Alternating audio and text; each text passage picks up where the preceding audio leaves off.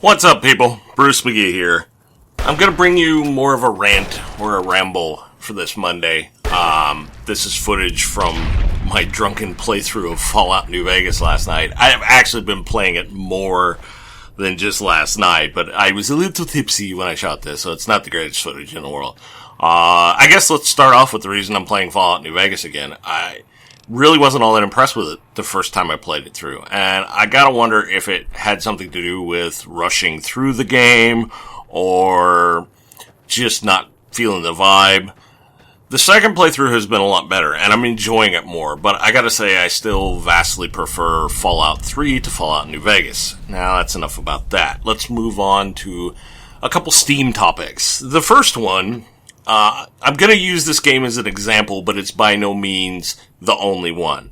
Ark Survival Evolved came out last week sometime, and I bought it, as did Agent K, as did a lot of my friends. And it's a good game, and it has a ton of potential, it has a ton of content, which is great for an early access game. But it brings up a new set of problems. You see, a lot of early access games run really stably and are really pretty optimized, but don't have a ton of content.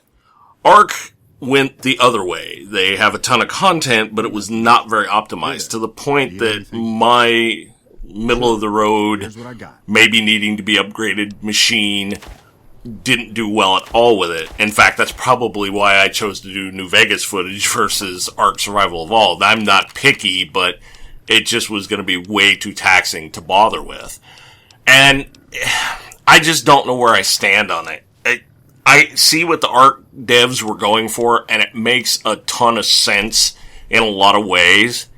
But my smartass comment to Agent K yesterday was that indie devs, all devs, need to look up two words in the dictionary. The first would be stable, and the second would be balance. And that's kind of where we're at with a lot of these early access survival games, and it kind of stinks. Like, you've seen me playing Savage Lands. I've done a couple videos on it now, or maybe only one at the time this comes out. I can't keep track. That game is a little Spartan, or a little bare as far as features go, but it runs great. 7 Days to Die was very similar. At its beginning, it was very bare, not a heck of a lot to do, but as they went along and updated and progressed, it got more to it, but it also was very stable, ran very, very well. Again, I'm not cutting on the Ark devs for doing what they tried to do, but I think that having a stable platform to add features to is a better idea than having a ton of features in a game that doesn't run super great for a lot of people. Again, my machine is not an Uber gaming rig, but it's also not a piece of crap. And so that makes me a little leery. I think they'll get it worked out. It's obviously not a game I'm going to give up on. I will continue to play it, and I'll continue to see what the devs do. Although they are tending toward what I've called in the past on other things, the Minecraft mistake, or the Worm Online mistake, which is not fixing the problems with your game, just adding new shiny bits. And in fact, to my mind, Ark Survival Evolved is suffering the most from memory leak issues, which is something Minecraft had a problem with, and they just kept piling on new features and not fixing the memory leak problems, and it got unplayable, and I'm a little concerned that's going to happen with Ark. But reading the devs' blog posts, news posts, Twitter feed, this, that, and the other stuff, I'm more confident that they'll get it fixed and get it right in a timely fashion, but the early access racket, if you want to call it that, or the early access region of gaming is still a work in progress. And like I said, I think a minute ago, I prefer less features, more stability than tons of features in a game that doesn't run very well. And it's not even looks.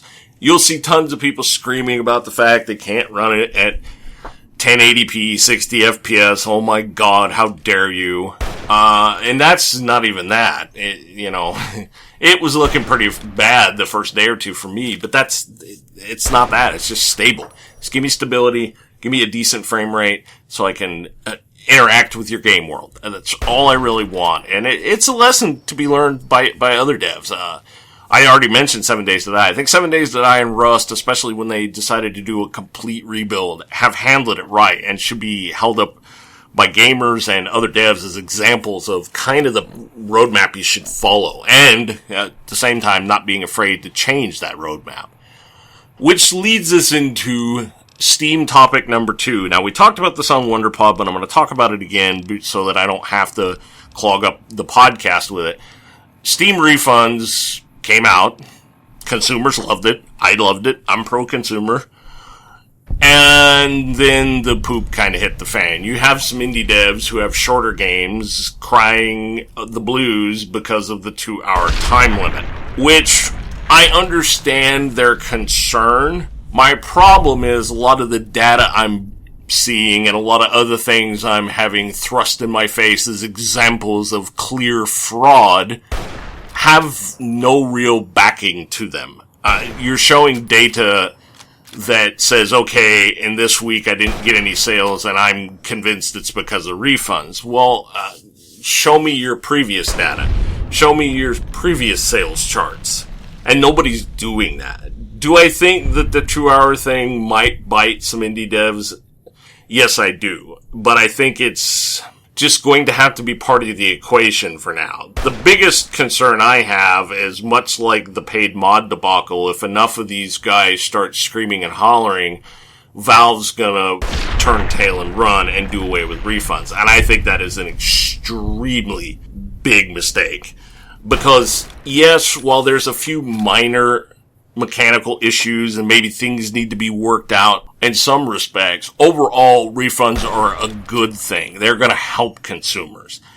Maybe not a consumer like me who puts faith in companies or developer groups putting more to their games, since I play a lot of early access games. I think I have in the neighborhood of like 120 bought and paid for Steam games. And of those, I'd say there's probably 4 or 5 that I would have loved to have had a refund option for at that time. In fact, part of me says that, while yes, 2 hours could bite devs with shorter games, 2 hours sometimes isn't enough time to determine if a game is for you. I think that Steam should look at the problem, but one of the things I'm not seeing in the press and on social media is maybe game devs should also look at ways that they could constructively help with this problem. It's always fix this, fix this, fix this, and everybody needs to be a part of the solution in this. That's what I'm trying to get across here. I understand if devs are feeling like people could take advantage of them for this, and that's fine. But it also leads to another question, and why I want more facts before we start tearing down Steam refunds and there's screaming, blaring outrage.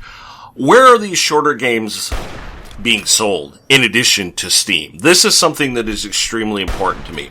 Are they games being sold on the Humble Bundle store or in Humble Bundles? Are they being sold on Green Man Gaming?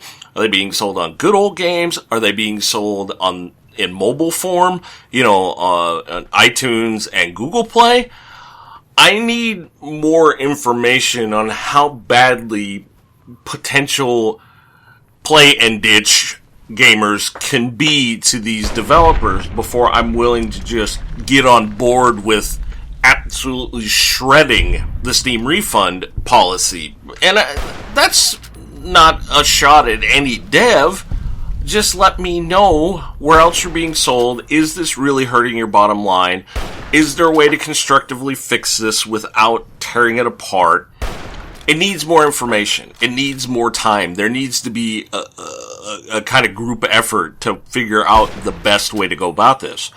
Unfortunately, in this internet world we live in, it never works that way. And that's what I'm afraid of with Steam refunds. It's just going to be tear it down. Just like paid mods. I mean, there was a better reason to tear down paid mods and get rid of it than there is refunds. But you have to have as much consumer protection as you can without overly hurting the people selling products. There has to be some give and take there. That's all I'm asking for, is more information so I can make a more informed opinion about it. Right now, I'm really leery of messing with it, and it doesn't help that all the information I'm seeing is just bullet points about how Steam refunds are evil and no data beyond that. Again, nobody should be attacking the devs that are having issues with it or attacking the devs who don't have issues with it.